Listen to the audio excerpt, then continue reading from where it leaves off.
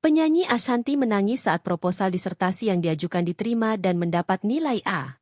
Mengangkat judul, Strategi Adaptasi Penyanyi Baby Boomers dan Generasi X Terhadap Transformasi Digital, disertasi Ashanty mendapat pujian dari promotor hingga dosen penguji.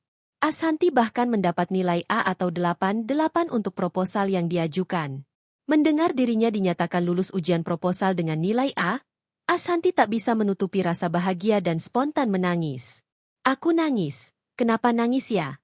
Ujar Ashanty usai sidang, dikutip dari YouTube The Hermansyah A6, Kamis, 24 April 2025.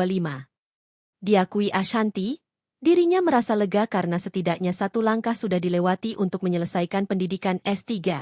Ashanty yang diberi waktu 1 tahun untuk menyelesaikan disertasi hingga wisuda itu mengungkap rasa bangga jika bisa lulus dan menyandang nama besar Unair sebagai alma maternya.